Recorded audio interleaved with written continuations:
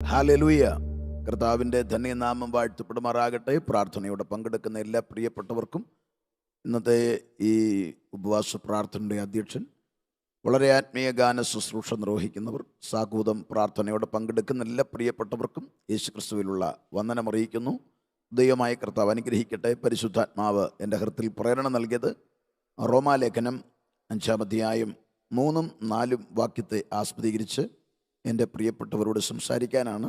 റോമാലേഖനം 5-ാം അധ്യായം 3-4 വാക്യങ്ങൾ. അതുതന്നെയല്ല, കഷ്ടത സഹിഷ്ണുതയും, സഹിഷ്ണുത സിദ്ധതയും, സിദ്ധത പ്രത്യാശയും ഉളവാക്കുന്നു എന്നറിഞ്ഞ് നാം കഷ്ടങ്ങളിലും പ്രശംസിക്കുന്നു. വളരെ അനുഗ്രഹീതമായ വേദഭാഗമാണ് നാം വായിച്ചത്. റോമാലേഖനം ധന്യനായ പൗലോസ്ലീഹയുടെ ഏറ്റവും ഈടുറ്റ ചിന്തകളാൽ സമ്പന്നമാണ്. റോമിലെ ദൈവമക്കളെ ധൈര്യപ്പെടുത്തുവാൻ വേണ്ടി എഴുതുന്ന ഒരു ലേഖനമാണിത്. നീറോയുടെ കിരാതവാഴ്ചയിൽ ആർത്തിരമ്പിയ പ്രതിസന്ധികൾ ദൈവസഭയെ വളരെയേറെ സ്വാധീനിച്ചു, വളരെയേറെ ബാധിച്ചു. ഒരുപാട് പ്രിയപ്പെട്ടവർ പ്രശ്നസങ്കീർണമായ സാഹചര്യത്തിൽ കൂടി കടന്നു പോകുമ്പോൾ ഭക്തൻ എഴുതുന്ന ഈ ലേഖനത്തിൻ്റെ ആകത്തുക ദൈവസഭ ധൈര്യപ്പെട്ട് നിൽക്കുക എന്നതാണ്. വിശ്വാസത്താലുള്ള നീതീകരണത്തെ ആവോളം പ്രതിദാനം ചെയ്തിട്ടുണ്ട്. ക്രൈസ്തവ വിശ്വാസത്തിൻ്റെ അകക്കാമ്പുകളായ നിരവധി ചിന്തകളാൽ ഈ ലേഖനം സമ്പന്നമാണ്. ഒരു കാലഘട്ടത്തിൽ നവോത്ഥാനത്തിന് തുടക്കം കുറിക്കുമ്പോൾ ഈ റോമാലേഖനവും ഗലാത്യ ലേഖനവും ദൈവസഭയ്ക്ക് വളരെയേറെ ആശ്വാസമായി തീർന്നിട്ടുണ്ട്. ഇവിടെ 4-ാം അധ്യായത്തിൽ വിശ്വാസത്താലുള്ള നീതീകരണത്തെ ദാവീദിലൂടെയും അബ്രഹാമിലൂടെയും തെളിയിച്ചുകൊണ്ട് 5-ാം അധ്യായത്തിൽ ഭക്തൻ നീതീകരിക്കപ്പെട്ടവർക്കുള്ള ഫലങ്ങളെ വെളിപ്പെടുത്തുകയാണ്. വിശ്വാസത്താൽ നീതീകരിക്കപ്പെട്ടവർക്ക് ലഭ്യമാകുന്ന ഫലങ്ങൾ. അവിടെ ഭക്തൻ എഴുതുന്ന 5-ാം അധ്യായം ആരംഭിക്കുമ്പോൾ രക്ഷിക്കപ്പെട്ട് വിശ്വാസത്താൽ നീതീകരണം പ്രാപിച്ച ആത്മീകന് ലഭിക്കുന്ന ഫലങ്ങളിൽ ഒന്നാമത്തേത് 5-ാം അധ്യായം അതിൻ്റെ 1-ാമത്തെ വാക്യത്തിൽ ഇങ്ങനെയാണ് കാണുന്നത്: വിശ്വാസത്താൽ നീതീകരിക്കപ്പെട്ടിട്ട് നമ്മുടെ കർത്താവായ യേശുക്രിസ്തു മൂലം നമുക്ക് ദൈവത്തോട് സമാധാനമുണ്ട്. അപ്പോൾ ഒരു ദൈവ പൈതലിന് ലഭ്യമാകുന്ന, നീതീകരണത്താൽ ലഭ്യമാകുന്ന ഫലം, അവന് ദൈവത്തോട് സമാധാനമുണ്ട്. ഞാൻ ഫലമെന്ന് പറയുന്നതിനേക്കാൾ എനിക്ക് കൂടുതൽ ഇഷ്ടം ലഭ്യമാകുന്ന അനുഗ്രഹമെന്ന് തന്നെ പറയാം. ഒരാത്മികന് ലഭ്യമാകുന്ന അനുഗ്രഹമാണ്, അവനിലുണ്ടാകുന്ന ഏറ്റവും വലിയ മാറ്റമാണ് ദൈവത്തോട് സമാധാനം. യഹൂദന്മാരുടെ ചരിത്രവും അവരുടെ ജീവിത സാഹചര്യവും മനസ്സിലാക്കിയാൽ 2 യഹൂദന്മാർ ഒരുമിച്ച് കാണുമ്പോൾ ഷാലോം എന്ന വാക്ക് പറയാറുണ്ട്. അവർ ഷാലോം എന്ന വാക്ക് പറഞ്ഞാണ് പരസ്പരം അഭിസംബോധന ചെയ്യുക. അഭിവാദനങ്ങൾ എപ്പോഴും ഷാലോം എന്ന വാക്കിലാണ്. അതാണ് സമാധാനം എന്ന് നാം ഉറക്കെ പറയുന്ന ഷാലോം, സമാധാനം. എന്നാൽ സമാധാനം എന്ന വാക്ക് പരസ്പരം അവർ പറയുമ്പോൾ ഇവിടെ നാം പറയുന്നത് ദൈവത്തോട് നമുക്ക് സമാധാനമുണ്ടായി. വിശ്വാസത്താൽ നീതീകരണം ലഭ്യമായപ്പോൾ നമുക്ക് ലഭിച്ച ഏറ്റവും വലിയ അനുഗ്രഹം ഇതാണ്: ദൈവത്തോട് സമാധാനമുണ്ടായി. ഇതിൻ്റെ ഗൗരവമായ ചിന്ത, സമാധാനമെന്ന് പറയുന്നത് കേവലം നമുക്ക് ലഭ്യമാകുന്ന ഏതെങ്കിലും ശാന്തമായ അന്തരീക്ഷത്തിൽ ഉണ്ടാകുന്ന ഒരവസ്ഥയല്ല സമാധാനം. ഷാലോം, സമാധാനം എന്ന പദത്തിൻ്റെ ദൈവവചനത്തിൻ്റെ യഥാർത്ഥ അർത്ഥതലമെന്ന് പറയുന്നത് ദൈവത്തോടുള്ള നല്ല ബന്ധമാണ് സമാധാനം. അപ്പോൾ സമാധാനത്തിന് നിർവചനം കൊടുത്താൽ എന്താണ് സമാധാനം? ദൈവവുമായുള്ള നല്ല ബന്ധമാണ് സമാധാനം. അപ്പോൾ നല്ല ബന്ധമാണ് സമാധാനമെങ്കിൽ ദൈവത്തോടുള്ള സമാധാനം. ഇവിടെ ദൈവവുമായുള്ള സമാധാനത്തിൻ്റെ അതിൻ്റെ ആഴങ്ങളും അതിൻ്റെ ഗഹനമായ ചിന്തകൾ അത് നമുക്ക് അല്പം ലളിതമായി മനസ്സിലാക്കണമെങ്കിൽ വേദപുസ്തകത്തിൽ ന്യായാധിപന്മാരുടെ കാലഘട്ടത്തിൽ ജനം കടന്നുപോയ സാഹചര്യം, ദൈവവുമായുള്ള ബന്ധം നഷ്ടപ്പെട്ടപ്പോഴൊക്കെ അവർ പ്രശ്നത്തിലകപ്പെട്ടു. ശത്രു അവർക്ക് നേരെ ആധിക്യം പ്രാപിച്ചു. അവർ വിവിധ പ്രശ്നങ്ങളിൽ അകപ്പെട്ട് നിലവിളിക്കാനിടയായി. അതിൻ്റെ കാരണമെല്ലാം ദൈവവുമായുള്ള ബന്ധം നഷ്ടപ്പെട്ടതാണ്. അതുകൊണ്ട് തന്നെ ഏദൻ പൂങ്കാവനത്തിൽ മാനവകുലത്തിന് സംഭവിച്ച ഏറ്റവും വലിയ നഷ്ടം ദൈവവുമായുള്ള ബന്ധം, നല്ല ബന്ധം നഷ്ടപ്പെട്ടു എന്നതാണ്. അപ്പോൾ എൻ്റെ പ്രിയപ്പെട്ടവരെ, ഇവിടെ നമുക്ക് വിശ്വാസത്താൽ നീതീകരിക്കപ്പെടുന്ന ആത്മീകന് ലഭിക്കുന്ന ഏറ്റവും വലിയ അനുഗ്രഹമെന്ന് പറയുന്നത് ദൈവവുമായുള്ള അറ്റുപോയ ബന്ധം പുനഃസ്ഥാപിക്കപ്പെടുകയാണ്. അറ്റുപോയ ദൈവവുമായുള്ള നല്ല ബന്ധം പുനഃസ്ഥാപിക്കപ്പെടുന്നു എന്ന് പറയുമ്പോൾ അവിടെയാണ് നാം സമാധാനം കൈവരിക്കുന്നത്. ഏതെങ്കിലും ഒരു പ്രശ്നം തീർന്നുള്ളൊരു ശാന്തതയല്ലിത്. അവിടെ ഒരു ആത്മീകൻ അനുഭവിക്കുന്നത് ദൈവവുമായുള്ള നല്ല ബന്ധത്തെ തുടർന്ന് അവനിലേക്ക് കവിഞ്ഞൊഴുകുന്ന ദൈവപ്രവർത്തികളുടെ വലിയ വാതായനങ്ങളുണ്ട്. ഞാൻ ആ ഭാഗം ഒന്ന് ലളിതമായി പറയാം. ദൈവവുമായുള്ള നല്ല ബന്ധം. അപ്പോൾ എന്താണ് ഇതിൻ്റെ അർത്ഥമെന്ന് ചോദിച്ചാൽ, ദൈവവചനത്തിൻ്റെ ചില ചിന്തകൾ നമ്മളൊന്ന് വിശകലനം ചെയ്യുമ്പോൾ അതിൻ്റെ ആഴം മനസ്സിലാക്കാൻ കഴിയും. അതായത് ദൈവത്തിൻ്റെ കരാങ്കുലികളാൽ മെനയപ്പെട്ട ആദം ഹവ്വ ദമ്പതിമാർ. ആദമിനെ കുറിച്ച് വായിക്കുന്നത് ലൂക്കോസ് 3-ാം അധ്യായം 38-ാം വാക്യത്തിൽ പറയുന്നത് ആദാം ദൈവത്തിൻ്റെ മകനെന്നാണ്. ആദാം ദൈവത്തിൻ്റെ മകനാണ്. ആദാം ദൈവത്തിൻ്റെ മകനാണെങ്കിൽ ആദമിന് ദൈവത്തെ വിളിക്കാൻ കഴിയുന്ന നല്ല പേര് പിതാവേ എന്നായിരുന്നു.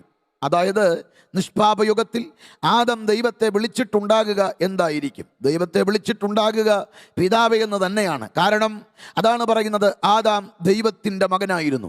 നിഷ്പാപയുഗത്തിൽ ദൈവത്തിൻ്റെ കരാങ്കുലികളാൽ മെനയപ്പെട്ട ആദാം ദൈവത്തെ സംബോധന ചെയ്തത് പിതാവേ എന്നാണെങ്കിൽ, പാപം ചെയ്തതോടുകൂടി ദൈവവുമായുള്ള ആ നല്ല ബന്ധം വിള്ളൽ വീഴ്ത്തി, ദൈവവുമായുള്ള ബന്ധത്തിന് അകൽച്ച നേരിട്ടു, ദൈവത്തിന് മുൻപിൽ ശത്രുവായി മാറി.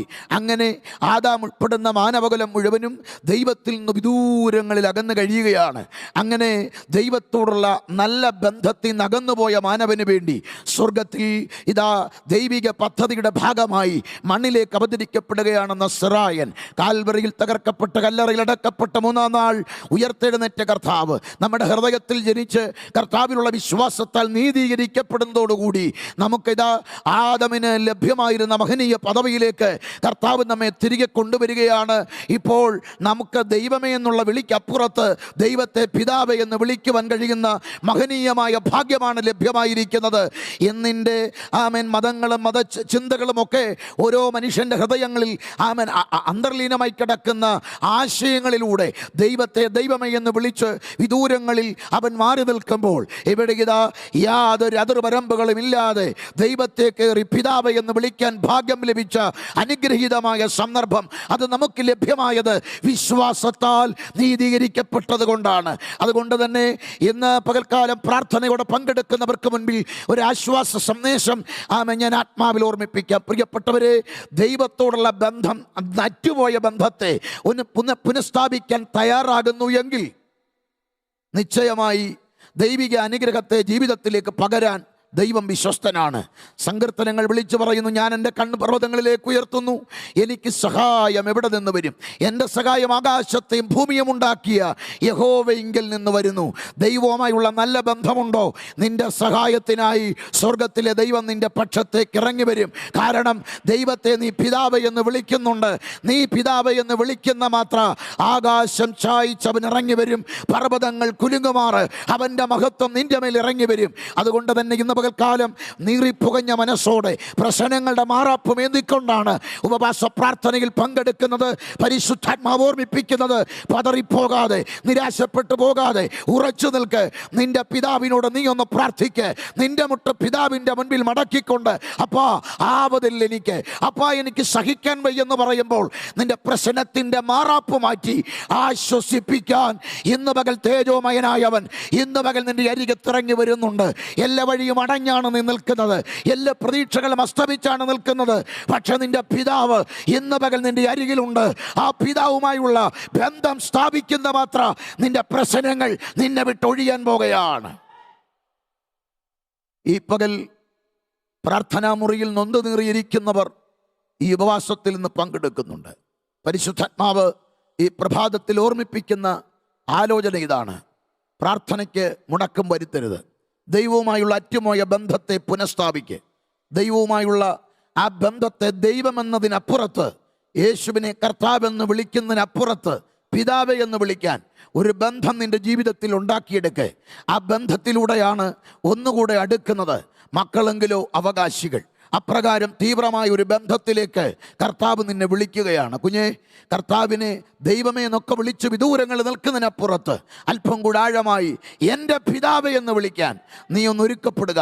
കർത്താവിൻ്റെ പ്രിയമകനായി, പ്രിയമകളായി മാറുമെങ്കിൽ നഷ്ടമല്ലത്, ലാഭമാണ്. നിൻ്റെ അല്ലലും ആകുലങ്ങളുടെ മേലും കർത്താവിൻ്റെ കരമിറങ്ങും. നിനക്ക് ദൈവത്തോട് സമാധാനമുണ്ട്.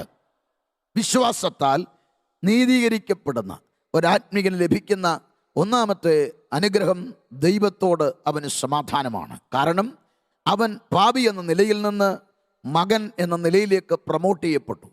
അവൻ ഇന്നലെ വരെ ദൈവമെന്ന് വിളിച്ച ആളെ ഇന്നവൻ പിതാവെന്ന് വിളിക്കത്തക്കവണ്ണം ഭാഗ്യം ലഭ്യമായി. ദൈവിക കോടതിയിൽ നമുക്ക് നേരെ ഉയർന്ന ശബ്ദമതാണ് നീതീകരണം. നീതീകരണത്തിൻ്റെ ശബ്ദം കോടതിയിൽ മുഴങ്ങിയതോടെ ഞാൻ പാപത്തിൽ നിന്ന് മോചിതനായി, ഞാൻ കുറ്റത്തിൽ നിന്ന് മോചിതനായി, ശിക്ഷയിൽ നിന്ന് ഞാൻ മോചിതനായി. ഞാനിപ്പോൾ പിതാവിൻ്റെ മകനായി, മകളായി. കർത്താവിന് സ്തോത്രം. ദൈവം അനുഗ്രഹിക്കട്ടെ. രണ്ടാമത് ഒരാത്മീകന് ലഭ്യമാകുന്ന, രണ്ടാമത് വിശ്വാസത്തിൻ്റെ നീതീകരണത്തിൽ ഒരാത്മീകന് ലഭ്യമാകുന്ന അനുഗ്രഹം 5-ാം അധ്യായം 2-ാം വാക്യമാണ്. നാം നിൽക്കുന്ന ഈ കൃപയിലേക്ക് നമുക്ക് അവൻ മൂലം വിശ്വാസത്താൽ പ്രവേശനവും ലഭിച്ചിരിക്കുന്നു. നാം നിൽക്കുന്ന കൃപയിലേക്ക് അവൻ മൂലം പ്രവേശനവും ലഭിച്ചിരിക്കുന്നു. സ്തോത്രം. വളരെ അനുഗ്രഹമേറിയ അനുഭവമാണ് നാം നിൽക്കുന്ന കൃപ.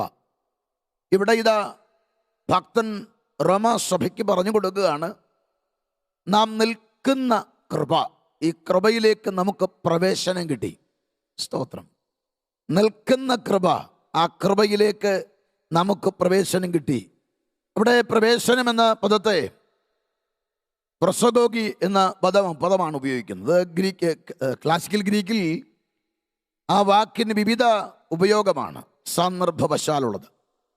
എന്നാൽ ഈ ഭാഗത്ത് നമ്മൾ മനസ്സിലാക്കുമ്പോൾ രണ്ടർത്ഥങ്ങൾ ആ പ്രൊസഗോഗ എന്ന ഗ്രീക്ക് വാക്കിനുണ്ട്. ഒന്ന്, കാറ്റിനാലും കോളിനാലും പ്രക്ഷുബ്ധമായ കടലിൻ്റെ നടുക്കകപ്പെട്ട കപ്പൽ ദിശയറിയാതെ വഴിമുട്ടി നിൽക്കുമ്പോൾ യഥാർത്ഥ ശാന്തതയുടെ തുറമുഖത്തേക്ക് ആ കപ്പലിനെ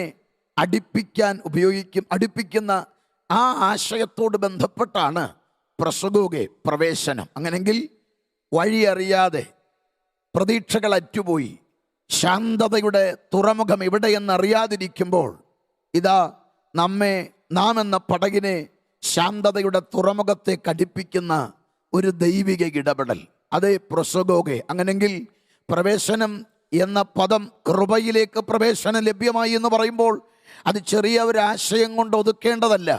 ലോകത്തിൻ്റെ കാറ്റും കോളും തിരമാലയുടെ മുൻപിൽ എവിടെയോ അലഞ്ഞു വലഞ്ഞു ഒടുങ്ങേണ്ട ഒരു പടകായ എന്നെയും നിന്നെയും ശാന്തതയുടെ തീരത്തെ കടുപ്പിക്കുന്ന ദൈവിക ഇടപെടലാണ്. ഇന്ന് പകൽക്കാലവും പ്രശ്നങ്ങളുടെ നടുവിൽ ആടി ഉലഞ്ഞ് ഞരങ്ങി ഞെരുങ്ങി എല്ലാ പ്രതീക്ഷകളും കൈമോശം വന്ന് ഒരു പടകിന് സമാനമായി തിരകൾക്ക് മുകളിൽ ഓളപ്പരപ്പിൽ അലയുന്നവരോട് ഇന്ന് പകൽ ആത്മാവ് പ്രവചിക്കുന്നത്, ഒരു ശാന്തതയുടെ തുറമുഖത്തേക്ക് നീ അടുക്കാൻ പോകുകയാണ്. ഇന്ന് പകൽ ഉപവാസത്തിലും പ്രാർത്ഥനയിലും പങ്കെടുക്കുമ്പോൾ ആരെന്നെ സഹായിക്കും? ഞാൻ ഏത് തീരുമാനമെടുക്കണം? ഞാൻ ഏത് തീരുമാനത്തെയാണ് ഫോളോ ചെയ്യേണ്ടത്? എൻ്റെ ഭാവി എന്താണ്? എൻ്റെ കുടുംബത്തിൻ്റെ ഗതി എന്താണ്? എൻ്റെ വിദ്യാഭ്യാസത്തിൻ്റെ അവസ്ഥ എന്താണ്? എൻ്റെ ബിസിനസ്സിൻ്റെ സ്ഥിതി എന്താണ്? നാളെ എന്താണ്? നിനക്ക് ആശയങ്ങളൊന്നും കിട്ടുന്നില്ലെങ്കിൽ ഭാരപ്പെടണ്ട. നീ എന്ന പടകിന് ഒരു തീരത്ത്, ശാന്തതയുടെ തീരത്ത് അടുപ്പിക്കുന്ന ദൈവമഹത്വം.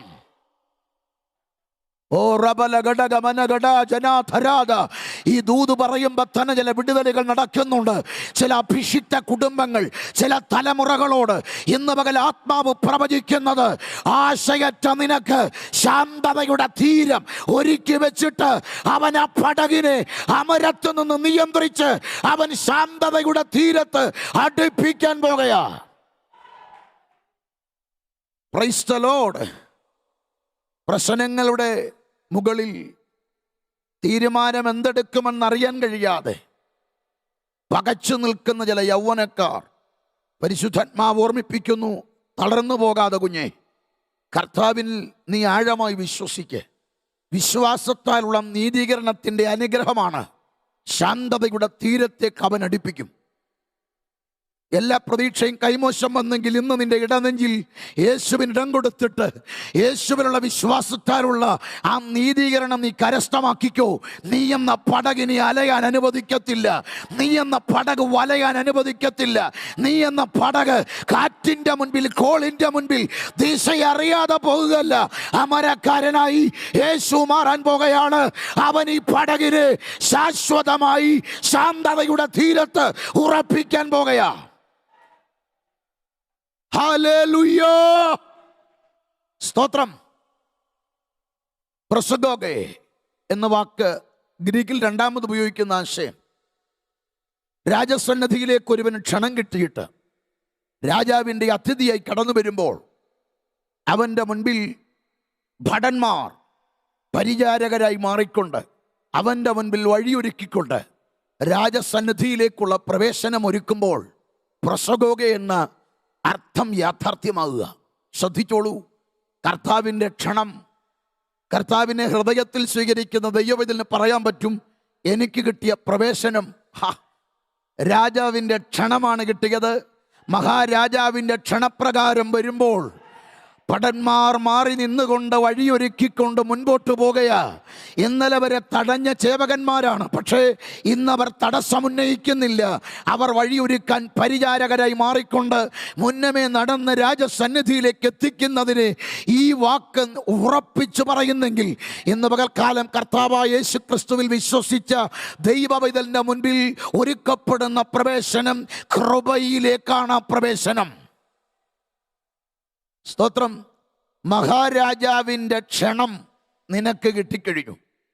വിശ്വാസത്താൽ നീതീകരിക്കപ്പെട്ടവന് ഒരു ഇൻവിറ്റേഷൻ കാർഡാ കിട്ടിയത്, മഹാരാജാവിൻ്റെ ക്ഷണം.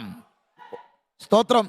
സുവിശേഷ വേലയ്ക്ക് നിന്നെ വിളിച്ചെന്ന് കരുതി ചെറിയ ദൗത്യമെന്ന് കരുതരുത്, മഹാരാജാവിൻ്റെ വേലയാ. Praise the Lord. കർത്താവ് നിന്നെ ക്ഷണിക്കുന്നത് മഹാരാജാവിൻ്റെ ദൗത്യത്തിലേക്കാ.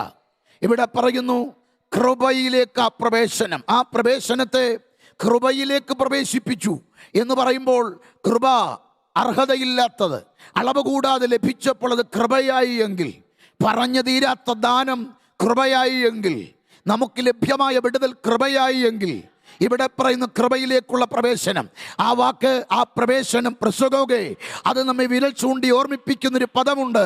അതുകൊണ്ട് നാം തക്ക സമയത്ത് കൃപ പ്രാപിപ്പാൻ, കരുണ ലഭിപ്പാനും ധൈര്യത്തോടെ കൃപാസനത്തെ കടത്തി ചെല്ലുവാൻ നമുക്കൊരു വഴി മാറിക്കഴിഞ്ഞു.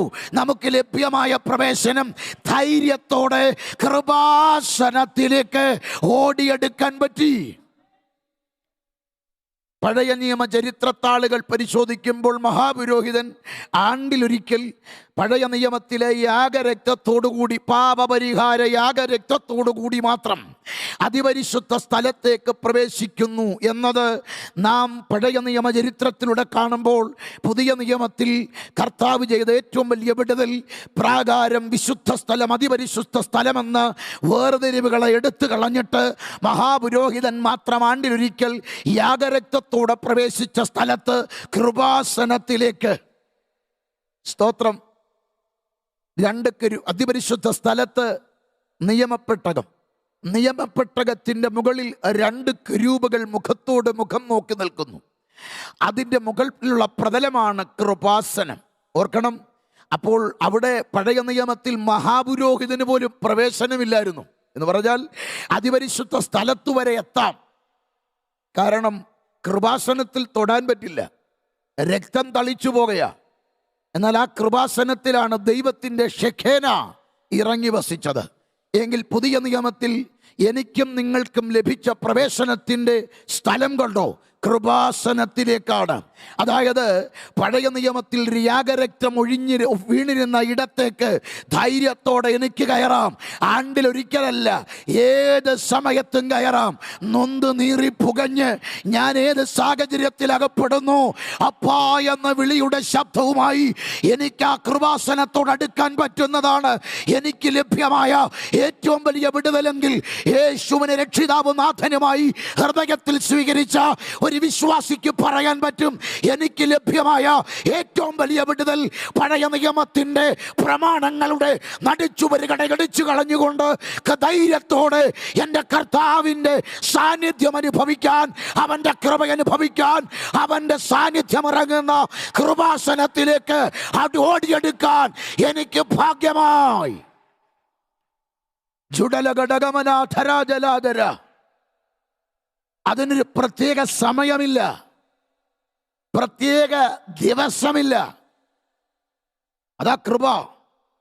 ആ പ്രവേശനം കൃപയാൽ. കൃപയിലേക്ക് എൻ്റെ പ്രിയപ്പെട്ടവരെ,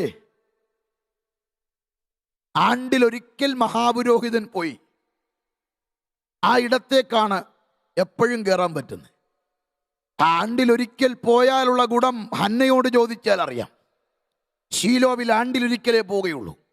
പെനീനയുടെ തീവ്രമായ നിന്ന സഹിച്ച് കഴിയുന്ന ഹന്ന ആണ്ടിലൊരിക്കലാണ് പോകുന്നത് ശീലോവിലേക്ക്.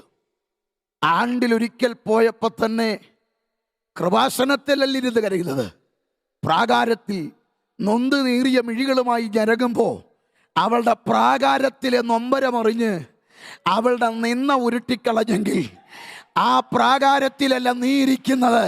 അത് കഴിഞ്ഞ് വിശുദ്ധ സ്ഥലമുണ്ട്, അതിപരിശുദ്ധ സ്ഥലമുണ്ട്. അതിൽ ഒരു പടി കൂടെ കടന്ന് കൃപാസനത്തിൽ, ഇന്ന് പകൽക്കാലം കൃപാസനത്തിൽ ഇരുന്ന് കണ്ണുനീർ വീഴ്ത്തുന്ന നിന്റെ കണ്ണുനീര് കണ്ടില്ലെന്ന് നടിക്കുന്നവനല്ല എൻ്റെ ദൈവം. ഇന്ന് പകൽ നീ ധൈര്യത്തോടെ കൃപാസനത്തിലേക്ക് അടുത്തു വന്ന് പ്രാർത്ഥിക്കുന്ന പ്രാർത്ഥനയ്ക്ക് ചെവി തരുന്നവൻ. ഹല്ലേലൂയ. വന്നതുപോലെ നീ മടങ്ങത്തില്ല, വന്നതുപോലെ നീ മടങ്ങത്തില്ല. വന്നത് പ്രശ്നത്തോടാ, വന്നത് പ്രതികൂലത്തോടാ, വന്നത് വഴിയടഞ്ഞ്. പക്ഷെ ഇവിടുന്ന് മടങ്ങുന്നത് സ്വാതന്ത്ര്യത്തോടായിരിക്കും. ഈ ദൂത് പറയുമ്പോൾ തന്നെ ചില കുടുംബങ്ങൾ വിടുവിക്കപ്പെടുന്നുണ്ട്. തലമുറയുടെ കുടുംബ പ്രശ്നത്തെക്കുറിച്ച് ആധികരി കരയുന്നവരോട് ആത്മാവ് പ്രവചിക്കുന്നത്, കൃപാസനത്തിൽ നിന്ന് നീ എഴുന്നേൽക്കുന്നത് മറുപടിയോടുകൂടായിരിക്കും. സ്തോത്രം. കൃപയാൽ കൃപയിലേക്ക്, കൃപ മൂലം നമുക്ക് ലഭ്യമായ അനുഗ്രഹീതമായ ഇടം, കൃപാസനത്തിലേക്കുള്ള പ്രവേശനം. വിശ്വാസത്താൽ നീതീകരിക്കപ്പെട്ടവർക്ക് മാത്രമേ അത് കഴിയൂ. കാരണം കൃപാസനത്തിൽ ചെറിയ കുറവ് പോലും ഉണ്ടെങ്കിൽ മഹാപുരോഹിതൻ വരെ പിടഞ്ഞും മരിക്കും. പക്ഷേ എനിക്കും നിങ്ങൾക്കും ലഭ്യമായ ഭാഗ്യാവസ്ഥ, സ്തോത്രം, വിശ്വാസത്താൽ നീതീകരിക്കപ്പെട്ടതുകൊണ്ട് ഏത് സമയത്തും എനിക്ക് ഓടിയെടുക്കാം. 3, വിശ്വാസത്താൽ നീതീകരിക്കപ്പെട്ടവർക്ക് ലഭ്യമാകുന്ന മൂന്നാമത്തെ അനുഗ്രഹം. അതാണ് റോമാലേഖനം 5:3-4 വാക്യത്തിൽ കാണുന്നത്. അതുതന്നെയല്ല, കഷ്ടത സഹിഷ്ണുതയും, സഹിഷ്ണുത സിദ്ധതയും, സിദ്ധത പ്രത്യാശയും ഉളവാക്കുന്നു എന്നറിഞ്ഞ് നാം കഷ്ടങ്ങളിലും പ്രശംസിക്കുന്നു. ഇവിടെ പറയുന്ന പദം, മൂന്നാമത് വിശ്വാസത്താൽ നീതീകരിക്കപ്പെട്ടവർക്ക് ലഭ്യമാകുന്നത് കഷ്ടത പ്രശംസയ്ക്കുതകാൻ പോവുക. അവിടെ പറയുന്ന പദം, ഞങ്ങൾ 2 പ്രശംസയാ നീതീകരിക്കപ്പെട്ടവർക്കുള്ളത്. 2 പ്രശംസ. ഒന്ന്, ദൈവ തേജസ്സിൽ പ്രശംസിക്കുന്നു, ദൈവ തേജസ്സിന്റെ പ്രത്യാശയിൽ പ്രശംസിക്കുന്നു. 2, കഷ്ടതയിൽ പ്രശംസിക്കുന്നു. എത്ര ശ്രേഷ്ഠമാണെന്നറിയാം. ദൈവ തേജസ്സിന്റെ പ്രത്യാശയിൽ പ്രശംസിക്കുന്നു, കഷ്ടതയിൽ പ്രശംസിക്കുന്നു. ഞാൻ 2 കാര്യങ്ങൾ കൂടെ മെർജ് ചെയ്ത് ഒന്നിച്ചു പറയാൻ പോവുകയാണ്. ഒരാത്മീകൻ ദൈവ തേജസ്സിന്റെ പ്രത്യാശയിൽ പ്രശംസിക്കുക. സ്തോത്രം. പ്രത്യാശോത്സവത്തിൽ പങ്കെടുക്കുന്നവർ, ഈ പ്രോഗ്രാം വിവിധ മീഡിയയിലൂടെ കാണുന്നവർ, നിങ്ങൾ പ്രശംസിക്കേണ്ടത് ദൈവ തേജസ്സിന്റെ പ്രത്യാശയിൽ. അതിനോട് ചേർത്ത് തന്നെ പറയേണ്ട പദമാണ് കഷ്ടതയിൽ പ്രശംസിക്കുന്നു. ഇത് രണ്ടും പരസ്പരം ബന്ധപ്പെട്ടിരിക്കുക. പരസ്പരം ബന്ധപ്പെട്ടിരിക്കുന്നു എന്ന് പറയുമ്പോൾ നമുക്ക് പ്രത്യാശ ഇഷ്ടമാണ്, കഷ്ടത ഇഷ്ടമല്ല. എന്നാൽ ഇത് രണ്ടും കൂടെ ആഴമായ ബന്ധമുണ്ട്. ആ ബന്ധമാണ് 3-ാം വാക്യം. 2ന്റെ അവസാനം ദൈവതേജസ്സിന്റെ പ്രശംസയെ പറയുന്നെങ്കിൽ 4-ാം വാക്യം കഷ്ടതയിലെ പ്രശംസയാണ്. എന്നാൽ 3-ാം വാക്യത്തിൽ ഇത് രണ്ടിനെയും കൂടെ ഭക്തൻ ലിങ്ക് ചെയ്യിപ്പിക്കുക. അത് തന്നെയല്ല, ഏത് തന്നെയല്ല, ദൈവ തേജസ്സിന്റെ പ്രത്യാശയിൽ പ്രശംസിക്കുന്നു എന്ന് പറഞ്ഞു നിർത്തുകയല്ല. അത് തന്നെയല്ല, കഷ്ടത സഹിഷ്ണുതയെയും, സഹിഷ്ണുത സിദ്ധതയെയും, സിദ്ധത പ്രത്യാശ ഉളവാക്കുന്നു. കഷ്ടതയും പ്രത്യാശയും ഭക്തൻ ഇവിടെ കണക്ട് ചെയ്യിപ്പിക്കുക.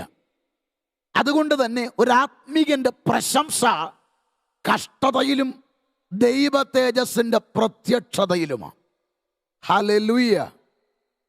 ഇത് രണ്ടു തമ്മിലുള്ള ആ ലിങ്ക് ഓരോ ദൈവമക്കളുടെ ഹൃദയത്തിൽ വീഴണമെന്ന് ഞാൻ ആഗ്രഹിക്കുന്നു. എന്താണ് കഷ്ടത? ഇവിടെ കഷ്ടത എന്ന് ഉപയോഗിച്ചിരിക്കുന്ന ഗ്രീക്ക് വാക്ക് ത്ലിപ്സിസ്.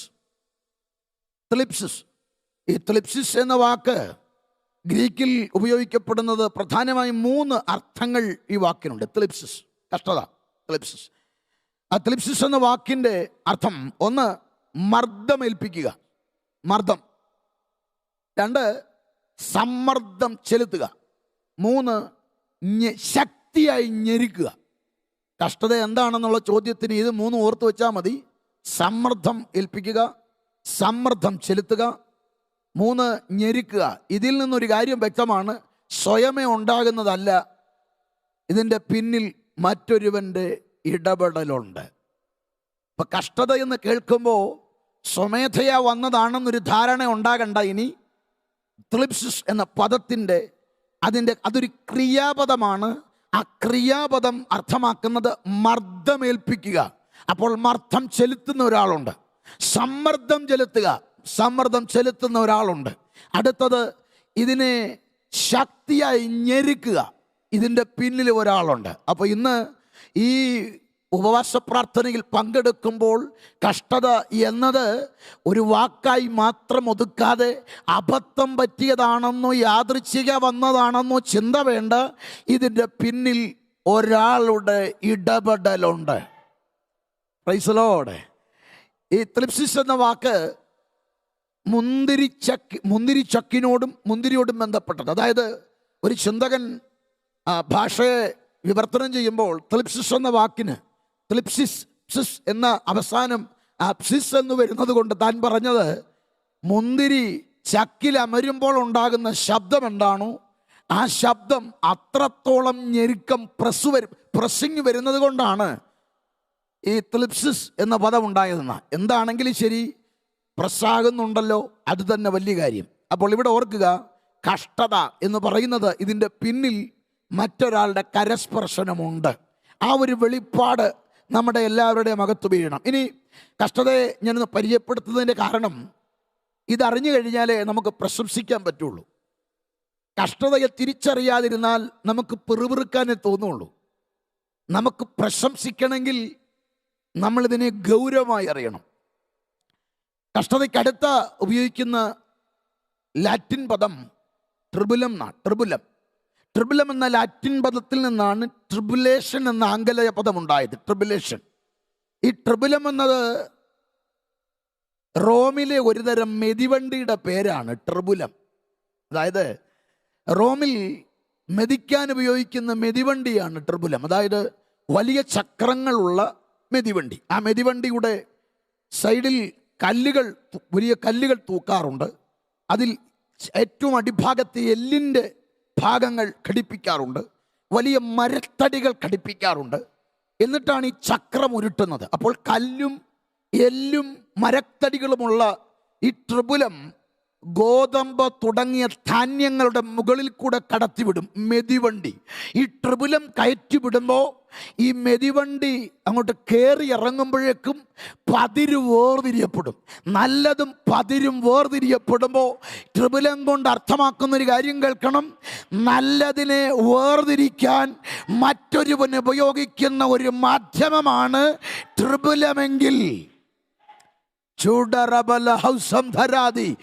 ഇന്ന് പകൽ വിശ്വാസത്താൽ നീതീകരിക്കപ്പെട്ടവരെ, നിനക്ക് നേരെ ആർത്തലയ്ക്കുന്ന ട്രിബുലമെന്ന മെതിവണ്ടി കേറി ഇറങ്ങുമ്പോൾ ഓർത്തോണേ, നല്ല നിന്നെ സെപ്പറേറ്റ് ചെയ്യുക.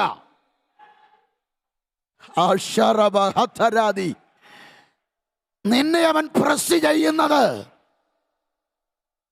നിന്റെ മേൽ അവൻ മർദ്ദം ചെലുത്തുന്നത് മുന്തിരി നിന്നിൽ നിന്ന് വീഞ്ഞു പുറത്തു വരാനാ. ഒലിവേ നിന്നെ എണ്ണച്ചക്കിലിട്ട് ഉടയ്ക്കുന്നത് എന്തിനാണെന്നറിയാമോ? നിന്നിൽ നിന്ന് ഒലിവെണ്ണ വരാനാ. നിന്റെ യഥാർത്ഥ ഘടനയിലിരുന്നാൽ എനിക്ക് നീ ഉപയോഗപ്രദമല്ല. എനിക്ക് നിന്നെ ഉപയോഗിക്കണമെങ്കിൽ നിന്നിൽ നിന്ന് ചിലത് വേർതിരിയപ്പെടണം. Praise the Lord. ട്രിബുലം വേർതിരിക്കാൻ ഉപയോഗിക്കുന്നെങ്കിൽ ഇന്ന് പകൽ ആത്മാവ് ദൈവമക്കളോട് ഇടപെടുന്നത്, നീ അനുഭവിക്കുന്ന പ്രശ്നത്തിൻ്റെ മറവിൽ ഒരു ദൈവനിയോഗമുണ്ട് കേട്ടോ. നിന്റെ തലമുറയിലും കുടുംബത്തിലും ആത്മീയതയിലും ആഞ്ഞടിക്കുന്ന പ്രതികൂലത്തിൽ ദൈവത്തിൻ്റെ ഒരു നിയോഗമുണ്ട്. കാരണം നിന്നെ വേർതിരിക്കുക, നല്ലതും പതിരും തമ്മിൽ വേർതിരിക്കുന്ന പോലെ ദൈവത്തിന് നിന്നെ നോക്കുമ്പോഴേ ദൈവഹിതമല്ലാത്ത ചിലതുണ്ട്, എവിടൊക്കെയോ ദൈവപ്രവൃത്തിക്ക് തടസ്സമായതുണ്ട്. അത് നിന്നിൽ നിന്ന് വേർതിരിക്കാൻ കഷ്ടതയുടെ മെതിവണ്ടി നിന്റെ മീതെ കയറ്റി ഇറക്കുന്നത് തകർക്കാനല്ല. സ്തോത്രം. പലരും ചോദിക്കുന്നു, പ്രാർത്ഥിക്കാത്തതുകൊണ്ടാണോ, ആരാധിക്കാത്തതുകൊണ്ടാണോ, അതുകൊണ്ടാണോ കഷ്ടത മാറാത്തത്?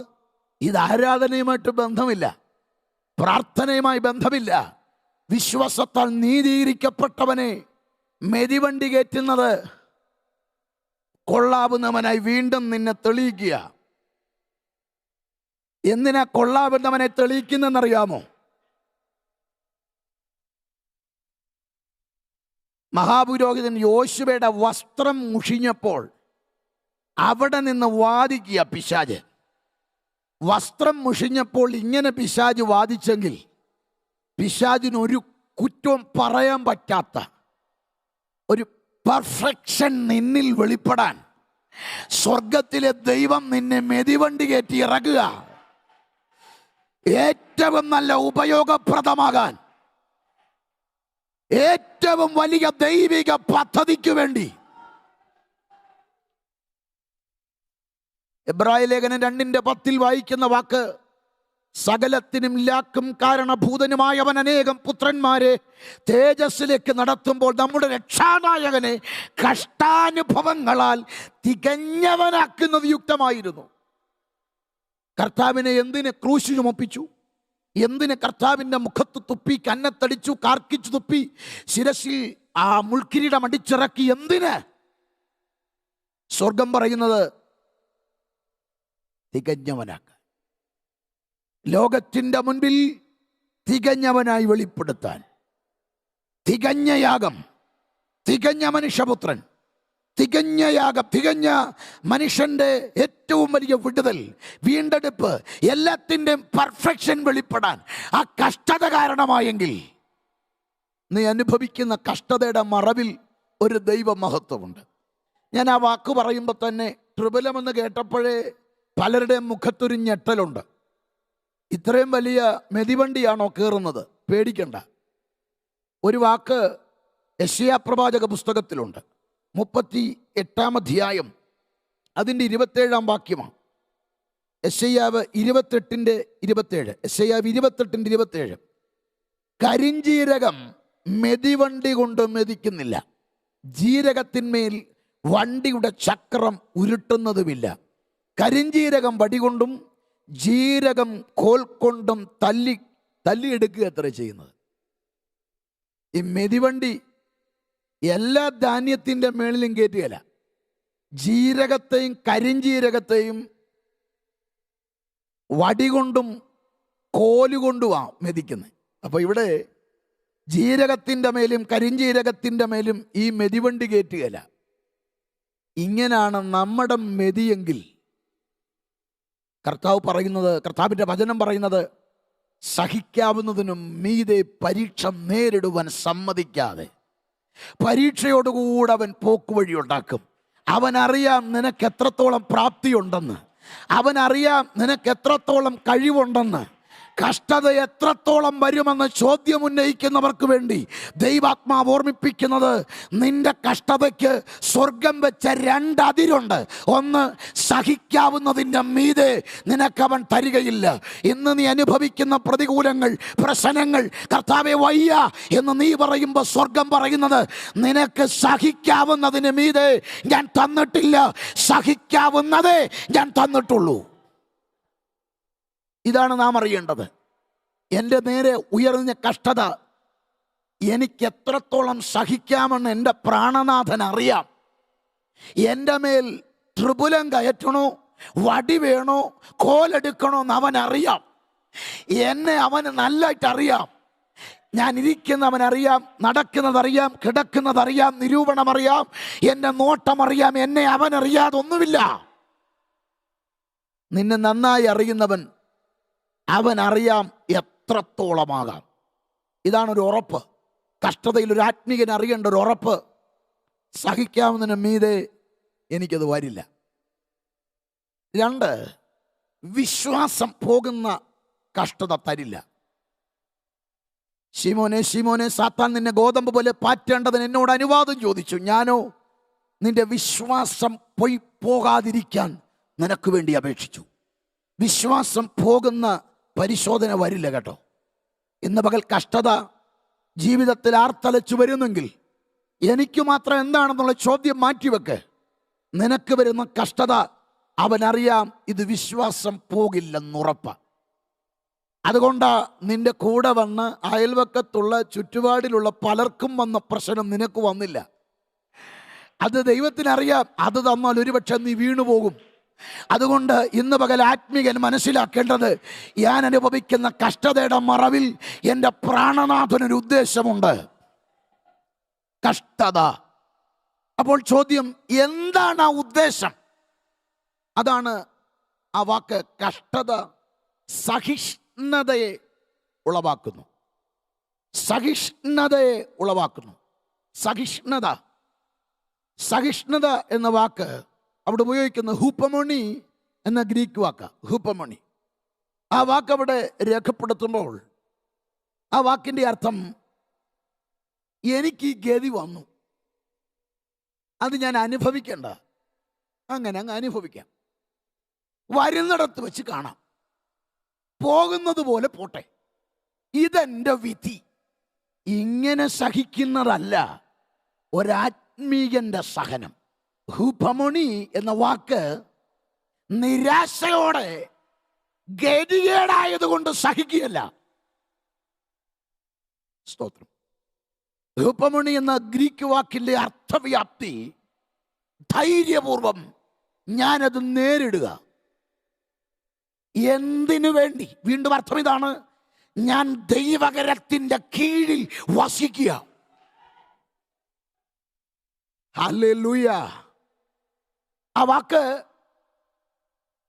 ഞാൻ ആ വാക്കിനെ പൗലോസിന്റെ ഭാഷയിൽ ഒന്നുകൂടി ലളിതമാക്കുക. അവിടുത്തെ അർത്ഥവ്യാപ്തി എന്താ? എൻ്റെ വിധിയാണെന്നും പറഞ്ഞ് സഹിക്കുന്നതല്ല. എന്നിൽ എൻ്റെ പ്രാണനാഥൻ എന്തോ ഒരു പദ്ധതിയുണ്ട്. മറഞ്ഞിരിക്കുന്ന എന്തോ എന്നിൽ നിന്ന് അവന് പുറത്തെടുക്കാനുണ്ട്. അതിനുവേണ്ടി ഞാൻ നടത്തുന്ന സഹകരണമാണ് എൻ്റെ സഹനം. ധൈര്യത്തോടെ ഞാൻ നിൽക്കുന്നത് എന്തിനാണെന്നറിയാമോ? ഹോസ്പിറ്റലിലേക്ക് ഒരു വ്യക്തി കയറുമ്പോൾ ഓപ്പറേഷൻ ഡോക്ടേഴ്സ് നമുക്ക് മുൻപിൽ വെച്ചു നമ്മൾ അതിനുവേണ്ടി ഒരുങ്ങിക്കയറുമ്പോൾ എൻ്റെ വിധിയെന്നും പറഞ്ഞല്ലേ കയറുന്നത്. ആ ഓപ്പറേഷൻ നടത്താൻ നിൽക്കുന്നവന് ഞാൻ സഹിക്കുന്ന അവിടുത്തെ സഹനം എൻ്റെ സഹകരണമാണ്. കാരണം എന്നെ സൗഖ്യമാക്കാൻ പ്രാപ്തനാണ്. എന്നിൽ എന്തോ പുറത്തെടുക്കാൻ പ്ലാനുണ്ട്. ഞാൻ അതിനു വേണ്ടി ആ കിടക്കയിൽ എന്നെ തന്നെ വിട്ടുകൊടുക്കുക. ഇതാണ് നമ്മൾ ഇവിടുത്തെ ഒരു ഓപ്പറേഷൻ എങ്കിൽ, ഇവിടെ സ്വർഗം പറയുന്ന സഹനം, കഷ്ടതയിൽ ഒരാത്മീകൻ ദൈവത്തിൻ്റെ പണിശാലയിൽ നിന്ന് കൊടുക്കുക. അപ്പാ, എവിടെയാ ഞാൻ ഇനി റെഡിയാകേണ്ടത്? എന്താണ് എന്നിൽ മാറേണ്ടത്? എന്താണ് നിനക്ക് എന്നിൽ പുറത്തെടുക്കേണ്ടത്? നിന്റെ പദ്ധതിയിൽ ഞാൻ എവിടെയാ അടുത്ത ചുവട് വെക്കേണ്ടത്? ഇതാണ് ആ സഹനം. ഇതാണ് ഒരു ആത്മീകനിൽ ദൈവം പ്രതീക്ഷിക്കുന്നത്. കുഞ്ഞേ, വിധിയെന്നും പറഞ്ഞ് എഴുതിത്തള്ളരുത്. എനിക്കിത് വന്നു എന്നും പറഞ്ഞ് എഴുതിത്തള്ളരുത്. ഇതെനിക്ക് എന്നെയും കൊണ്ട് പോകൂ, ഈ നിരാശ പറയരുത്. നീ സ്വയം ശപിക്കാതെ, കർത്താവിന് നിന്റെ മേലൊരു പദ്ധതിയുണ്ട്. ആ പദ്ധതിക്ക് നീ സമർപ്പിക്കണം. അതാ സഹനം. ആ സമർപ്പണം വരുമ്പോൾ നിനക്ക് കംഫർട്ടെന്ന് തോന്നുന്നിടത്ത് ചില ഉലച്ചിൽ വരും. ദൈവകൽപ്പന അനുസരിക്കണം. ദൈവാശ്രയമുണ്ടാകണം. പാപം ഒരുപക്ഷെ കുടഞ്ഞു കളയേണ്ട ചിലത് നിന്നിലുണ്ടാകും. ഇവിടെ എവിടെയോ ഒരു പറിച്ചു മാറ്റൽ ഉണ്ടാകാനാ ഈ കഷ്ടത വന്നത്. Price the Lord. നിന്നെ ഈ കഷ്ടതയിലേക്ക് ആഴ്ത്തുന്ന സഹനം, ദൈവത്തിൻ്റെ ആ പണി നിന്നിൽ നടക്കാൻ, നിന്നിൽ നിന്ന് ആ പതിര് വേർപെടാൻ, അവൻ്റെ ട്രിബുലം ഓടിക്കുമ്പോൾ നീ ചോദിക്കേണ്ടത് എന്താണ് ഞാൻ മാറ്റേണ്ടത്, ഏത് തീരുമാനമായി എടുക്കേണ്ടത്, ഏത് പ്ലാനിലേക്ക് ഞാൻ മാറേണ്ടത്, അതിനു വേണ്ടി ഒരുക്കപ്പെടുക. അത് ധൈര്യപൂർവം ചെയ്യാൻ നീ തയ്യാറായാൽ കഷ്ടതയിൽ അടുത്ത ഘട്ടത്തിലേക്ക് എത്താം. കഷ്ടത, സഹിഷ്ണുത. അടുത്ത പദമാണ് സഹിഷ്ണുത കഴിഞ്ഞ പിന്നെ സിദ്ധത. സിദ്ധത എന്ന പദത്തെ സ്വഭാവമായിട്ട് അവിടെ വിവരിക്കുന്നത്. സിദ്ധത ഒരു സ്വഭാവമാണ്. എന്താണെന്നറിയാമോ എൻ്റെ പ്രിയപ്പെട്ടവരെ? നമ്മുടെ സ്വഭാവത്തിൻ്റെ ഗുണം, സ്വഭാവ വൈശിഷ്ട്യമാണ് സിദ്ധത. അതായത് കഷ്ടത വന്നത് എന്നിൽ നിന്ന് ചില ദുശീലങ്ങൾ, ദുസ്വഭാവങ്ങൾ മാറുക മാത്രമല്ല, ഞാൻ എൻ്റെ കർത്താവിനോട് കൂടുതൽ അടുക്കുക, കർത്താവിൻ്റെ പദ്ധതിയിലേക്ക് അടുക്കുക, എന്നിൽ നിന്ന് ചില പതിരുകൾ മാറുക. മാറിക്കഴിഞ്ഞാൽ പിന്നീട് അതെൻ്റെ ജീവിതത്തിൻ്റെ ഭാഗമാകുക. ഒന്ന്, പരിശീലനം, ട്രെയിനിങ്. രണ്ട്, അതെൻ്റെ ഹാബിറ്റാകുക. ഇത് മനസ്സിലാക്കണം കേട്ടോ. നമ്മൾ എന്തും ഒരു 21 ദിവസം പരിശീലിച്ചാൽ പിന്നീട് അത് ഹാബിറ്റായി മാറും. നമുക്ക് ആദ്യം, അതുകൊണ്ടാണ് എന്തും കുറേ ദിവസം ഫോളോ ചെയ്യണം, 3 ആഴ്ച ഫോളോ ചെയ്യണം. അത് കഴിഞ്ഞാൽ അത് നമ്മുടെ പരിശീലനമല്ല, പരിശീലനം പിന്നെ ഹാബിറ്റായി മാറുക. ഇതാണ് ഇവിടെ പറയുന്ന കഷ്ടത. ഫസ്റ്റ് സ്റ്റേജിൽ എന്നിൽ സഹിഷ്ണുത ഉളവാക്കി കഴിഞ്ഞാൽ ഞാൻ പിന്നെ അതൊരു സ്വഭാവമായി എന്നിൽ മാറുക.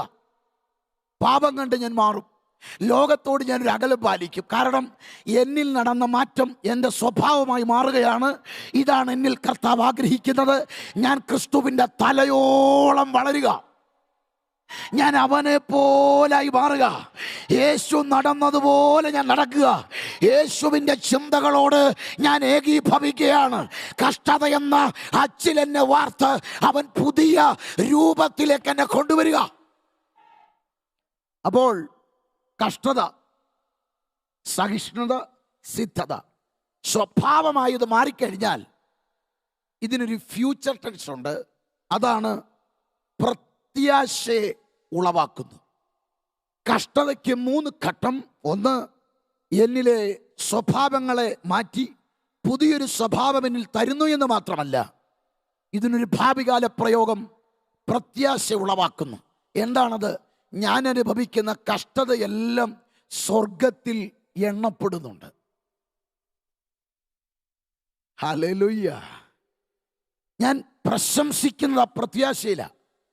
എന്നിലേക്ക് പിന്നെ കൊണ്ടുവരുന്നത് മുഴുവനും നിത്യതയുടെ ദർശനങ്ങളാണ്. അപ്പോൾ ഒരു ആത്മികനെ അവസാനം ഇത് കൊണ്ടെത്തിക്കുന്നത് നിത്യതയുടെ വെളിപ്പാടില്ല. ഇന്ന് പകൽക്കാലവും പ്രാർത്ഥനയോടെ പങ്കെടുക്കുന്ന ആത്മീകർ മനസ്സിലാക്കേണ്ടത്, കഷ്ടതയിൽ ആത്മീക ജീവിതം തുടങ്ങിയാൽ ഇതിനൊരു ഫിനിഷിംഗ് പോയിന്റ് പ്രത്യാശയിലാണ്. കഷ്ടതയിൽ തുടങ്ങുന്നു, പ്രത്യാശയിൽ അവസാനിക്കുന്നു. ആ പ്രത്യാശയിൽ അവസാനിക്കുന്ന കഷ്ടതയുടെ വാക്യമാണ് 2 കൊരിന്തി 4:17. നൊടി നേരത്തേക്കുള്ള ഞങ്ങളുടെ ലഘുവായ കഷ്ടം അത്യന്തം അനവധിയായ തേജസ്സിൻ്റെ നിത്യഘനം ഞങ്ങൾക്ക് കിട്ടുവാൻ ഹേതുവാകുന്നു. അതുകൊണ്ട് കർത്താവിന് വേണ്ടി ഇറങ്ങിത്തിരിച്ച ദൈവത്തിൻ്റെ പൈതലേ, കർത്താവിനെ കണ്ടിറങ്ങിയ ദൈവത്തിൻ്റെ പൈതലേ, നീ കർത്താവിൻ്റെ നാമത്തിൽ അനുഭവിച്ചതും ചെയ്തതും കൊടുത്തതിനും ഒക്കെ മാത്രമല്ല, നീ കർത്താവിൻ്റെ നാമത്തിൽ കേട്ട നിന്ദയ്ക്ക് വരെ പ്രതിഫലമുണ്ട്.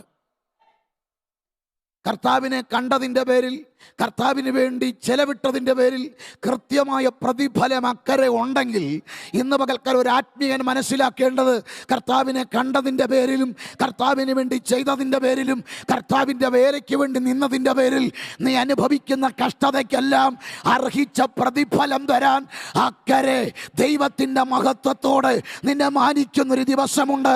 ആ വെളിപ്പാടിൽ വേണം ഒരാത്മികൻ മുൻപോട്ട് പോകാൻ. അതെനിക്ക് തേജസ്സിന്റെ നിത്യഘനം കിട്ടുവാൻ ഹേതുവാകുന്നു. സ്തോത്രം. തേജസ്സിന്റെ നിത്യഘനം എന്ന് പറയുമ്പോൾ അവിടെ ഉപയോഗിച്ചിരിക്കുന്ന വാക്ക് ലേയേഴ്സ് ആണ്. തേജസ്സിൻ്റെ നിത്യകനം, ലേയേഴ്സ്. 60, 70, 80 കൊല്ലം മാത്രമുള്ള ഈ ലോക ജീവിതത്തിൽ ഞാൻ അനുഭവിക്കുന്ന എൻ്റെ കർത്താവിനെ പ്രതി, എൻ്റെ കർത്താവിന് വേണ്ടി ഇറങ്ങിയതിൻ്റെ പേരിൽ ഞാൻ അനുഭവിക്കുന്ന കഷ്ടതകൾക്കെല്ലാം അക്കരെ അവിടെ വെളിപ്പെടുന്ന വിടുതൽ ഓർക്കുമ്പോൾ ഈ കാലത്തിലെ കഷ്ടങ്ങൾ സാരമില്ലെന്ന് ഞാൻ എണ്ണുന്നു. പൗലോസ് പറയുന്നു, ഈ കാലത്തിലെ കഷ്ടങ്ങൾ സാരമില്ലെന്ന് എണ്ണുന്നത് നമ്മിൽ വെളിപ്പെടാനുള്ള തേജസ് വിചാരിച്ചാൽ. ഇന്ന് പകൽക്കാലം എന്നെ കേൾക്കുന്ന പ്രിയപ്പെട്ടവരെ, നമുക്ക് വിചാരിക്കാൻ ദൈവവചനം തന്ന അനുവദിച്ചിട്ടുള്ള ഏരിയ ഉണ്ട്, വിചാരപ്പെടാതിരിക്കാൻ നിരോധിക്കപ്പെട്ട ഏരിയ ഉണ്ട്. 2 ഏരിയ.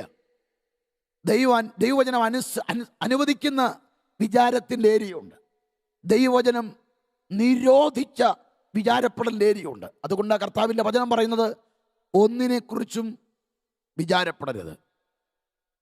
അതെന്താണെന്നും പറഞ്ഞിട്ടുണ്ട്. എന്ത് തിന്നും, എന്ത് കുടിക്കും, എന്ത് ഉടുക്കുമെന്ന് നിങ്ങൾ വിചാരപ്പെടരുത്. ഭൂമിയിലുള്ളതിനെക്കുറിച്ച് നിങ്ങൾ വിചാരപ്പെടരുത്. നാളെയെക്കുറിച്ച് നിങ്ങൾ വിചാരപ്പെടരുത്. ഇതൊന്നും വിചാരപ്പെടരുത്. പിന്നെ വിചാരിക്കാൻ പറഞ്ഞത് എന്താണെന്നറിയാമോ? ഉയരത്തിലുള്ള തന്നെ ചിന്തിപ്പീൻ. വിചാരിക്കണം. ഭക്തൻ വിചാരിക്കുന്നത് എന്താണെന്നറിയാമോ? നമ്മിൽ വെളിപ്പെടുവാനുള്ള തേജസ് വിചാരിച്ചാൽ. അങ്ങനെങ്കിൽ ഇന്ന് പ്രാർത്ഥനയിൽ പങ്കെടുക്കുന്ന പ്രിയപ്പെട്ടവരെ, കർത്താവിൻ്റെ നാമത്തിൽ നിങ്ങൾ അനുഭവിക്കുന്ന കഷ്ടം ഒരു പേപ്പറിൽ എഴുതുക. എഴുതി നമ്പർ 1, 2, 3 എന്ന് എഴുതിയിട്ടിട്ട് അതിന് ടിക്കിട്ടോണം. എന്താണെന്നറിയാമോ? ഇതിനെല്ലാം തേജസ്, ഇതിനൊത്ത തേജസ് ആ നിത്യതയിൽ. ഇവിടെ നീ അനുഭവിച്ച കഷ്ടത ആരും കണ്ടിട്ടില്ല, നീ പറഞ്ഞാൽ മാത്രമേ അറിയത്തുള്ളൂ. പക്ഷേ ഇത് കോടാകോടി വിശുദ്ധ അണിനിരക്കുന്ന പ്രൗഢഗംഭീരമായ വേദിയിൽ തേജസ്സിന്റെ ലെയറുകളായി നിന്റെ മേൽ പകരുമ്പോൾ അന്നാണ് അറിയുന്നത് കർത്താവിനെ സേവിച്ചതിൻ്റെ, കർത്താവിന് വേണ്ടി ഓടിയതിൻ്റെ, കർത്താവിൻ്റെ വേല ചെയ്തതിന്, കർത്താവിൻ്റെ വേലയ്ക്ക് ചെലവിട്ടതിൻ്റെ അർഹിച്ച മാന്യത അവിടെയുണ്ട്. നമ്മിൽ വെളിപ്പെടാനുള്ള തേജസ് വിചാരിച്ചാൽ. സ്തോത്രം. ഒരാത്മീകൻ ഈ ലോകത്തിലെ പ്രതികൂലത്തെ അതിജീവിക്കുന്നത് എങ്ങനെ? തേജസ് വിചാരിച്ചാൽ. ഈ കാലത്തിലെ കഷ്ടങ്ങൾ സാരമില്ലെന്നെണ്ണുക. പൗലോസ് സാരമില്ലെന്ന് എണ്ണിയത് എന്തിനെയാ എണ്ണിയത്? തൻ്റെ ജീവിതത്തിൻ്റെ കഷ്ടതകൾ. 2 കൊരിന്ത്യർ ലേഖനം 11:26 മുതൽ 31 വരെയുള്ള വാക്യത്തിൽ പൗലോസ് പറയുന്ന കാര്യങ്ങൾ. കോലിനടി കൊണ്ട്, കപ്പൽ ഛേദം, കടലിലാപത്ത്, വെള്ളത്തിലാപത്ത്, കൂട്ടുകാരിലാപത്ത്, കപടഭക്തിക്കാരിലാപത്ത്, നദികളുടെ ആപത്ത്, പട്ടിണി, പൈതാഹം, ശീതം, ഉഷ്ണം, നഗ്നത, ആപത്ത്, വാൾ. താൻ അനുഭവിച്ച കഷ്ടതകൾ ശ്രദ്ധിക്കണം.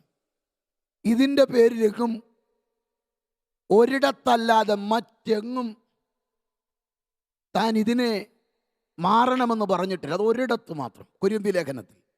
ബാക്കി എല്ലായിടത്തും ഇവിടെ റോമാസഭയ്ക്ക് എഴുതി കൊടുക്കുമ്പം പറയുന്നു സാരമില്ലെന്ന് എണ്ണുക. സാരമില്ലെന്ന് എണ്ണിയത് എങ്ങനെയാണെന്നറിയാമോ? താൻ ഒരു ഭാഗത്ത് കഷ്ടത നിരത്തുമ്പോൾ തൻ്റെ അകത്ത് നിറഞ്ഞത്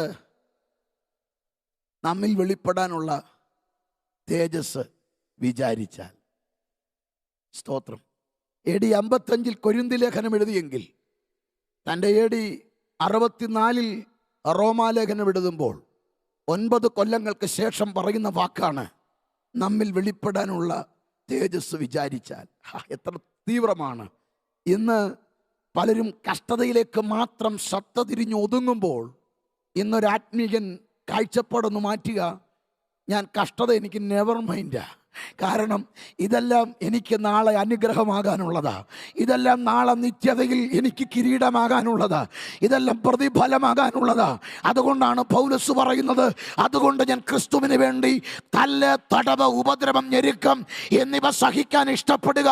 കാരണം എൻ്റെ മേൽ ഇറങ്ങുന്ന ദൈവ തേജസ്സിൻ്റെ ഒരു റലമുണ്ട്, അതിൽ ഞാൻ പ്രശംസിക്കുകയാണ്.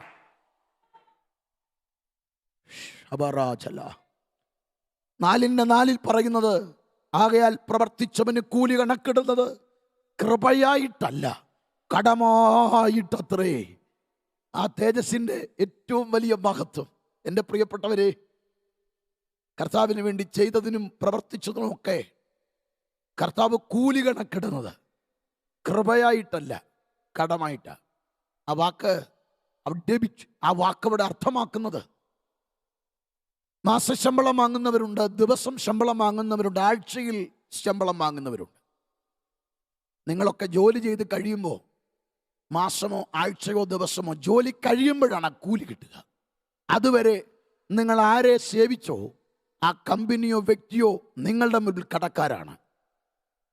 നിങ്ങളുടെ കൂലി തരുമ്പോൾ മാത്രമാണ് നിങ്ങളുടെ മുൻപിൽ ആ യജമാനൻ കടം വീട്ടുന്നതെങ്കിൽ, അനീഷ് കൊല്ലമെന്ന് ഞാൻ എൻ്റെ കർത്താവിൻ്റെ പിന്നാലെ ഓടുമ്പോൾ എനിക്കുള്ള ഊർജം, എൻ്റെ എനർജി എന്താണെന്നറിയാമോ? ഇതുവരെ തന്നതല്ല എൻ്റെ എനർജി, എനിക്കിതുവരെ കിട്ടിയതല്ല എൻ്റെ എനർജി. എൻ്റെ നാഥൻ ഇതുവരെ തന്നതിൽ ഞാൻ തൃപ്തനാ. എനിക്കിതുവരെ തന്നതിൽ ഞാൻ തൃപ്തനാ. അർഹിക്കാത്തതായി എനിക്ക് തന്നത്. പുതിയതൊന്നും തന്നില്ലേലും ഞാൻ തൃപ്തനാണ്.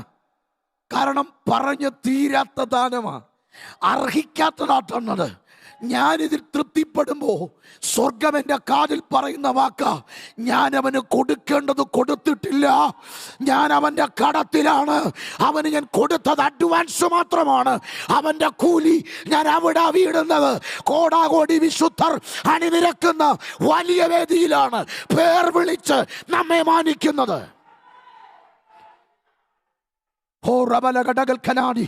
കർത്താവിൻ്റെ വേലക്കാരെ, അർഹിച്ചതൊന്നും കിട്ടിയില്ലെന്ന് കരുതി പരിഭവിക്കരുതേ. അർഹിച്ച മാന്യതയോ പൊതുവേദിയിൽ ആദരവോ കിട്ടിയില്ലെന്ന് കരുതി നീ പതറിപ്പോകാതെ. അവിടെയാ നിന്റെ വീട്, അവിടെയാ നിന്റെ പൗരത്വം, അവിടെയാ നിന്റെ നാഥൻ, അവിടെയാണ് നിന്റെ പേര്, അവിടെയാ നിന്നെ മാനിക്കാൻ വേദിയൊരുക്കിയിരിക്കുന്നത്, അവിടെയാണ് നിന്റെ അവകാശം. തളർന്നു പോകരുത്, പതറിപ്പോകരുത്. ക്രിസ്തീയ ജീവിതത്തിൻ്റെ ഓട്ടം ധൈര്യത്തോടെയാകട്ടെ. ഇന്നതുകൊണ്ട് പറയാൻ പറ്റണം, നമ്മിൽ വെളിപ്പെടാനുള്ള തേജസ് വിചാരിച്ചാൽ ഈ കാലത്തിലെ കഷ്ടങ്ങൾ സാരമില്ലെന്നെണ്ണുക. ഇന്ന് ഈ പ്രാർത്ഥന കഴിയുമ്പോൾ തീരുമാനിക്കേണ്ടത് ചിലത് മാറാനല്ല, പ്രാർത്ഥന ലിസ്റ്റ് എടുത്തിട്ട് തിരുത്തൽ വരുത്തണം. ഇത് മാറാനല്ല എൻ്റെ ആഗ്രഹം. പിടിച്ചു നിൽക്കാൻ കൃപ മതി അപ്പച്ച, വീഴാതെ നിൽക്കാൻ കൃപ മതി എനിക്ക്. എൻ്റെ അകത്തേക്ക് നിറയേണ്ടത് നിത്യ തേജസ്സിൻ്റെ കനമാണ്. എത്ര പേരുടെ അകത്ത് ആ വെളിപ്പാടുണ്ട്?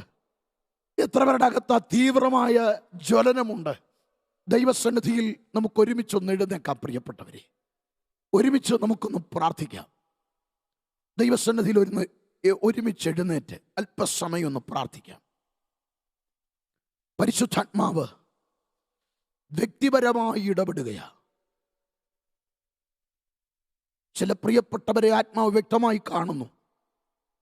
ഒരുപാട് ഭാരവുമായിട്ടാണ് വന്നത്, ഒരുപാട് ചോദ്യങ്ങളുമായിട്ടാണ് ഉപവാസത്തിൽ പങ്കെടുക്കുന്നത്. നീറിപ്പുകഞ്ഞ അനുഭവമുണ്ട്. പരിശുദ്ധാത്മാവ് പറയുന്നു, കുഞ്ഞേ, ഈ കഷ്ടത ഞാൻ അറിഞ്ഞിട്ടുണ്ട് കേട്ടോ. ഞാൻ ഈ ട്രിബുലമെന്ന കഷ്ടതയുടെ മെതിവണ്ട് നിന്റെ മേലെ കയറ്റുന്നത്, എനിക്കിഷ്ടമല്ലാത്ത ചിലത് നിന്നിലുണ്ട്, അതൊന്നും മാറണം. എനിക്ക് നിന്നോട് അടുക്കാൻ തടസ്സമായി ചില സ്വഭാവങ്ങളൊന്നും മാറണം. എനിക്ക് നിന്നെ ഉപയോഗിക്കാൻ തടസ്സമായി ചിലതാണ്, അതൊന്നും മാറാനാ. നീ അതൊന്ന് കണ്ടുപിടിച്ചിട്ട് നീ അതൊന്ന് മാറ്റിക്കേ. അതിലൂടെ ആ സിദ്ധത കൈവരിക്കേ. ഞാനവിടെ പ്രതിഫലം ഒരുക്കിയിട്ടുണ്ട്. ഞാൻ അക്കരെ നിന്നെ മാനിക്കും, അക്കരെ ഞാൻ നിന്റെ കടം വീടും. നീ എനിക്ക് വേണ്ടി ചെയ്തതിനെല്ലാം പ്രതിഫലം അവിടെ ഞാൻ തരും. എല്ലാ കണ്ണുകളും അടച്ചൊന്ന് പ്രാർത്ഥിക്കാമോ? കർത്താവിന് വേണ്ടി നിരവധി വേദികളിൽ പാടിയ കർത്തൃദാസന്മാരാണ് സാൻഫോർഡ് ഓഫ് ബെനറ്റും JP വെബ്സ്റ്ററും. അർഹിച്ച മാന്യതയോ പരിഗണനയോ ഒന്നും ലോകം അവർക്ക് കൊടുത്തില്ല. എന്നാൽ ഒരടയപ്പെട്ട മുറിക്കകത്ത് ഈ കർത്തൃദാസന്മാർ പ്രാർത്ഥനയോടെ ഇരിക്കുക. ലോകം നമ്മെ മാനിച്ചില്ല, അർഹിച്ചൊരു മാന്യതയോ പരിഗണനയോ ഒന്നും ആരും തന്നില്ല. അല്പം കഴിഞ്ഞ് പരസ്പരം ധൈര്യപ്പെടുത്തി പറഞ്ഞത്, വീടൊരുക്കി കാത്തിരിക്കുന്നൊരു പിതാവുണ്ടല്ലോ, അവിടെ നമ്മുടെ പേര് വിളിച്ച് മാനിക്കും, അവിടെ നമ്മെ ആദരിക്കും, അവിടെ നമ്മുടെ മുഖം ഉയർത്തിപ്പിടിച്ച് നാം നിൽക്കും. പെട്ടെന്ന് സാൻഫോർഡ് ഓഫ് ബെനറ്റ് വെള്ള പേപ്പറിലോട്ട് നിറഞ്ഞ മിഴികളോടൊരു 16 വരി എഴുതിയിട്ടു. വയലിൻ വായനക്കാരനായ JP വെബ്സ്റ്ററിന്റെ കയ്യിലേക്ക് അത് നൽകി. താൻ ആ 16 വരിക്കും നല്ലൊരു സംഗീതം നൽകി. ലോകം മുഴുവൻ പാടി, ശോഭയുള്ളൊരു നാടുണ്ടത്, ശോഭയുള്ള ഒരു നാടുണ്ടത്, കാണാമേ ദൂരവിശ്വാസത്താൽ. ആ കർത്തൃദാസന്മാർ പാടിയത് വേഗം നാം ചേർന്നിടും ഭംഗിയേറിയ ആ തീരത്തിൽ. പ്രിയരെ, നമ്മുടെ അല്ലര് തീരാറായിക്കോട്ടോ. ആകുലങ്ങൾ തീരാറായി, നിരാശകളൊക്കെ മാറാറായി. ദൈവ തേജസ്സിന്റെ പ്രത്യാശയിൽ പ്രശംസിക്കുന്നവരാകട്ടെ. എൻ്റെ കർത്താവ് വരുന്നത് വരെയുള്ളൂ എനിക്ക് രോഗം, എൻ്റെ കർത്താവ് വരുന്നത് വരെയുള്ളൂ എനിക്ക് സാമ്പത്തിക പ്രശ്നം, എൻ്റെ കർത്താവ് വരുന്നത് വരെയുള്ളൂ എനിക്ക് നിന്ന, എൻ്റെ കർത്താവ് വരുന്നത് വരെയുള്ളൂ എൻ്റെ ഈ അലച്ചിൽ, എൻ്റെ കർത്താവ് വരുന്നത് വരെയുള്ളൂ എനിക്ക് ഒറ്റപ്പെടൽ, എൻ്റെ കർത്താവ് വരുന്നത് വരെയുള്ളൂ എനിക്ക് നിരാശകൾ. എൻ്റെ കർത്താവ് വേഗം വരും, ഞാൻ ഇവിടുന്ന് പറന്നു പോകും. ഇന്ന് പകൽ ആ പ്രത്യാശയുള്ളവർ കരങ്ങൾ തട്ടി അല്പസമയം കർത്താവിന് നന്ദി പറഞ്ഞേ. യേശുവിന്റെ നാമത്തിൽ ജനത്തിന്റെ മേൽ വിടുതൽ വ്യാപരിക്കട്ടെ. ആ നിത്യതയുടെ പ്രത്യാശ ജനത്തിന്റെ രോഗങ്ങളിൽ സൗഖ്യമാകട്ടെ, ഭാരങ്ങൾ മാറട്ടെ. യേശുവിന്റെ നാമത്തിൽ ഈ ജനത്തിന്റെ മേൽ വിടുതൽ അപ്ലൈ ചെയ്യുക. കർത്താവേ, നാമത്തിൽ പ്രിയപ്പെട്ടവരെ അനുഗ്രഹിക്കുന്നു. പിശാചിന്റെ പദ്ധതികൾക്കെതിരെ നിത്യതയുടെ വെളിപ്പാടുമായി പൊരുതാൻ ഒരു കൂട്ടത്തെ ദൈവം എഴുന്നേൽപ്പിക്കണം. പ്രാർത്ഥിച്ചനുഗ്രഹിക്കുന്നു. ഇവരുടെ ഭൗതികതയിൽ തലപൊക്കുന്ന പ്രതിസന്ധികളുടെ മേൽ യേശുവിൻ നാമത്തിൽ ജയം കൽപ്പിക്കുക. യേശുവിൻ നാമത്തിൽ വിടുതൽ കൽപ്പിക്കുന്നു. കർത്താവിന്റെ കരം തൊട്ട് അത്ഭുതം ചെയ്തതിന് നന്ദി. യേശുവിൻ നാമത്തിൽ തന്നെ. ആമേൻ. God bless you. ആമേൻ.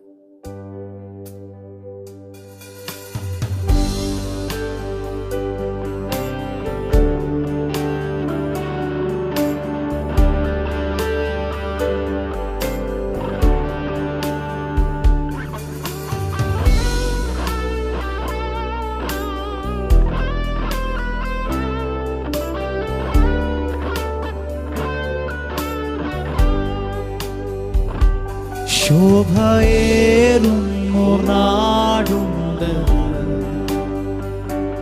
കാണമേ ദൂരെ വിശ്വാസത്താൽ.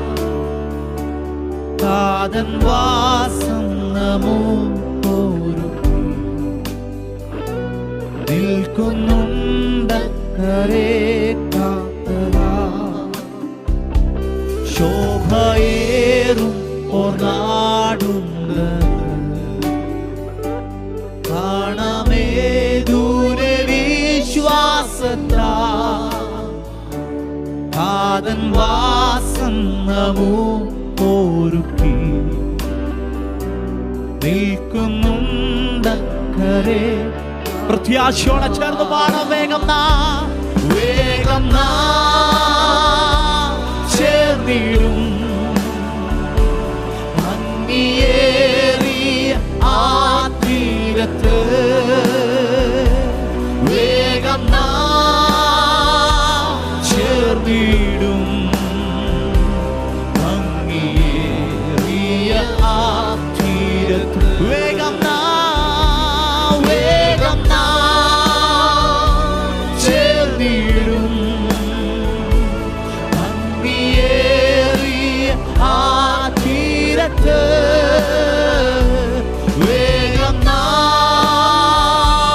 ചേർന്നിടും ഭംഗിയേറിയ. പ്രത്യാശയോടെ നമുക്ക് ചേർന്ന് പാടാം. ഓ നാമശോഭന നാട്ടിൽ പാടും വാഴ്ത്തപ്പെട്ടോരുടെ സംഗീതം. ഖേദം രോധനമങ്ങില്ലല്ലോ, നിത്യം സൗഭാഗ്യമാത്മാക്കൾക്ക്. നാമശോഭന നാട്ടിൽ പാടും വാഴ്ത്തപ്പെട്ടോരുടെ സംഗീതം. ഖേദം രോധനമ സൗഭാഗ്യമാ മക്കൾക്ക് ഓ വേഗം ചേർന്നിടും ഭംഗിയേറിയ ആ തീരത്ത് വേഗം പ്രത്യാശയുള്ളവർ ചേർന്ന് പറഞ്ഞാട്ടെ ഓ ഭംഗിയേറിയ ആ തീരത്ത് സ്നേഹമാം സ്വർഗതാതനുടെ സ്നേഹദാനത്തിനും നാൾക്കുനാൾ വിഷയം തരും നന്മയ്ക്കും കാഴ്ചയായി നാം സ്തോത്രം പാടും സ്നേഹമാം സ്വർഗതാതനുടെ